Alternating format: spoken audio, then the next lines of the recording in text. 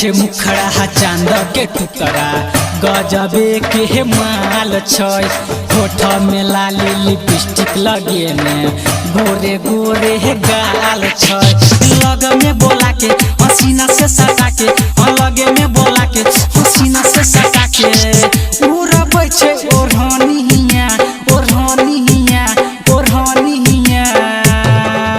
छोरी हिप्पी वाली देखबै छै जवनिया छोरी हिप्पी वाली देखबै छै जवनिया।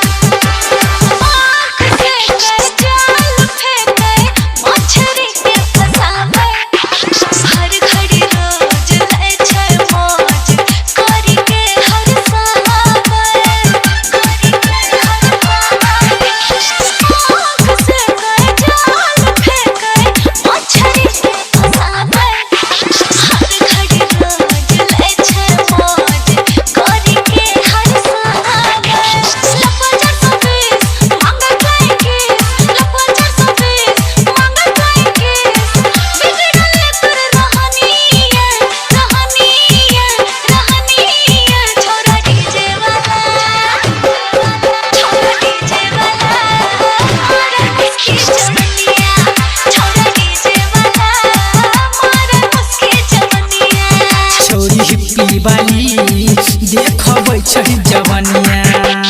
डीजे सुमित सतीश रैमान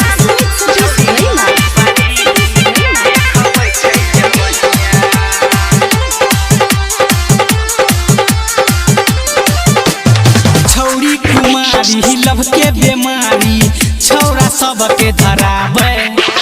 राइटर सनी चंदू चंचल खुशबू से बताबे। छौरी कुमारी लव के बेमारी छौरा सबके धराबै।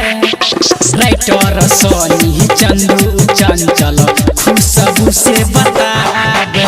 चढ़ल छै जवानी करे छै मना मानी चढ़ल छै जवानी करे छै मना मानी। बनते के कर ई कनिया कनिया कनिया। छौरी हिप्पी वाली देखबै छै जवनिया छौरी हिप्पी वाली देखबै छै जवनिया।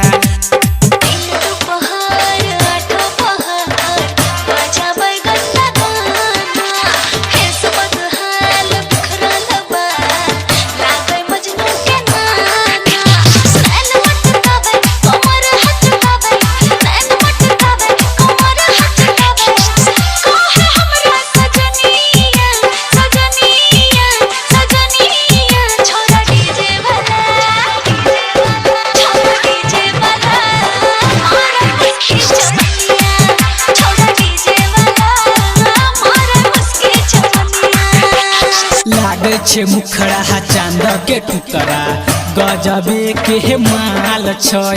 होठ में लाली लिपस्टिक लगे में गोरे गोरे गाल छै। लग में बोला के हसीना से सटा के लगे में बोला के हसीना से सटा के उड़बै छै ओढ़निया ओढ़निया ओढ़निया। छोरी हिप्पी वाली देखबै छै जवनिया छोरी हिप्पी वाली देखबै छै जवनिया।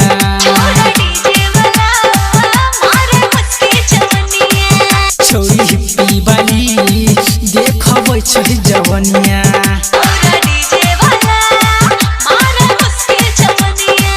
छोरी हिप्पी वाली देखबै छै जवनिया।